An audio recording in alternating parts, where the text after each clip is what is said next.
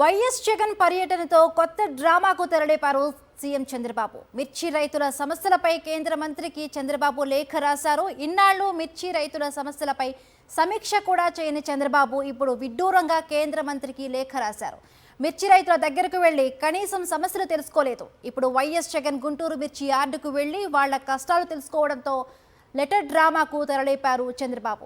రాష్ట్ర ప్రభుత్వం నుండి రైతులను ఆదుకోకుండా చంద్రబాబు కేంద్రానికి లేఖ రాయడంపై విమర్శలు వెల్లువెత్తుతూ ఉన్నాయి.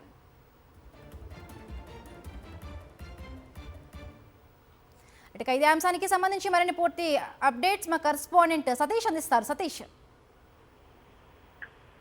బిందు ముఖ్యమంత్రి చంద్రబాబు కొత్త డ్రామాకు తెరలేపారు. ప్రధానంగా ప్రతిపక్ష నాయకుడు వైఎస్ఆర్ కాంగ్రెస్ పార్టీ అధ్యక్షుడు వైఎస్ జగన్మోహన్ రెడ్డి గుంటూరు మిర్చి యార్డుకు వెళ్లి అక్కడ రైతులు ఆ సమస్యలు తెలుసుకోవడంతో పాటు రైతులకు గిట్టుబాటు ధర కల్పించాలి, మిర్చి రైతులకు గిట్టుబాటు ధర కల్పించాలని డిమాండ్ చేసిన నేపథ్యంలో కేంద్ర మంత్రి శివరాజ్ సింగ్ చౌహాన్ కు మిర్చి సమస్యల పైన లేఖ రాశారు ముఖ్యమంత్రి చంద్రబాబు. ఆ లేఖలో మిర్చి రైతులకు సంబంధించి ఆదుకోవడానికి చర్యలు తీసుకోవాలని కోరారు. ముఖ్యంగా మిర్చి పంటకు సంబంధించి గత ఏడాది అంటే వైఎస్ జగన్మోహన్ రెడ్డి ప్రభుత్వంలో క్వింటాల్ ధర 20,000 వరకు పలికిందని లేఖలో స్వయంగా ముఖ్యమంత్రి చంద్రబాబు పలికారు.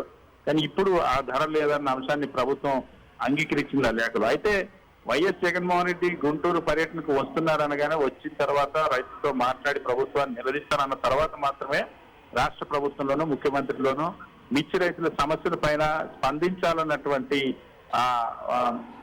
పరిస్థితి రావడం పట్ల సర్వత్రా విమర్శలు వెలువెత్తుంది. ఎందుకంటే ఇప్పటి వరకు కూడా ముఖ్యమంత్రి చంద్రబాబు నివాసం ఉంటున్నటువంటి జిల్లాలోనే మిర్చి రైతులు నానా అవస్థలు పడతా ఉన్నారు. రోజు గుంటూరు మిర్చి యార్డుకి వచ్చి గిట్టుబాటు ధర లేక ధర్నాలు కూడా చేసినటువంటి పరిస్థితి. సో ఈ ముఖ్యమంత్రి చంద్రబాబు అదే జిల్లాలో ఉంటారు, ఉప ముఖ్యమంత్రి పవన్ కళ్యాణ్ అదే జిల్లాలో ఉంటారు, ముఖ్యమంత్రి కుమారుడు మంత్రి లోకేష్ అదే జిల్లాలో ఉంటారు.